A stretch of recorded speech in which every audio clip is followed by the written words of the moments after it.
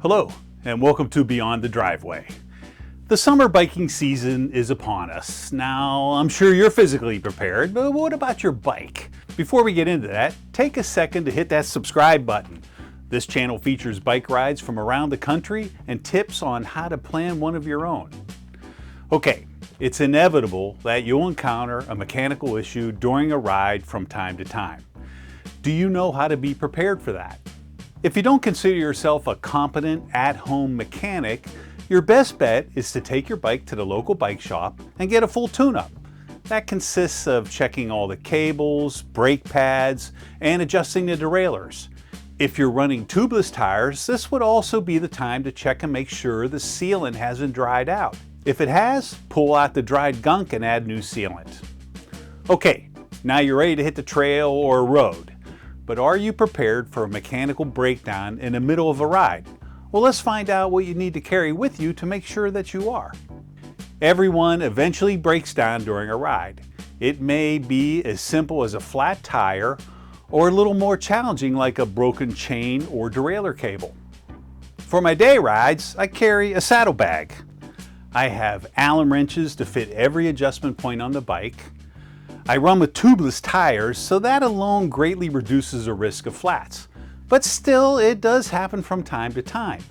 If it does, you can often cure the flat by finding the puncture and rotating it to the bottom so that the sealant can do its job. If that doesn't work, and you can find the puncture, these little bacon strips can seal it up pretty tight. You push the tool through the puncture until there's about a 1/4 to a 1/2 inch of both ends sticking out. Then you pull the tool back out. The strips are pretty sticky, so it will stay in place. If I'm concerned I lost too much sealant, I'll remove the valve stem with this tool, add the spare sealant, replace the stem, and pump up the tire with CO2 cartridges and the adapter that fits my valves. If that doesn't work, then you have to put in a tube. Special note here, if you have through axle hubs, make sure to carry the Allen wrench that fits that bolt. Otherwise, you won't be able to remove the wheel to insert the tube. Lastly, I carry one of these little valve adapters. This is a backup in case I run out of CO2 and only have access to a pump that doesn't support Presto stems. For a more serious breakdown on a day ride, I have this.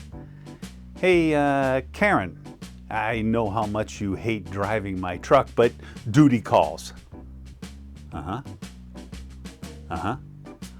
Okay, bye. Well, I guess I'll be walking home.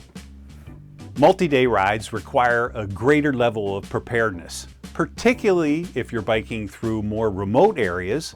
There may not be cell reception, and the next town could be many miles or days ahead. So you need to be prepared to get yourself, and sometimes your riding partners, out of pretty much any type of breakdown. For those rides, in addition to my saddlebag, I have a secondary toolkit that I carry in the panniers. It includes extra bacon strips, a larger tube of tire sealant, a second spare tube, a hand pump in case I run out of CO2 cartridges.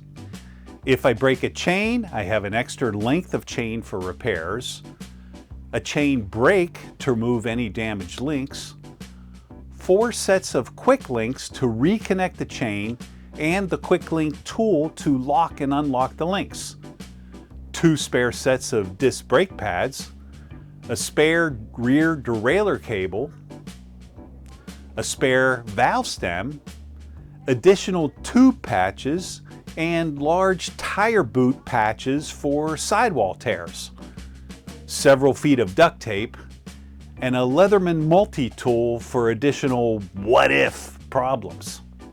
Lastly, I carry a basic first aid kit. It includes alcohol wipes to clean cuts and scrapes, antibiotic cream, large and small Band-Aids, large gauze pads, adhesive tape, and an ace bandage. Now this secondary tool and first aid kit weighs just under 2.5 pounds. Now some riders will say that is too much weight, especially when we count every ounce when packing for long rides. Now, I could leave out the Leatherman tool. That saves 8 ounces, but I just love the versatility of it. I'm taking it. Now, if your bike is well maintained and you checked over everything before the start of the ride, you'll likely never need any of this extra equipment. But if you do, it's worth every ounce if it gets you back on the trail. That's it. Now go out and ride.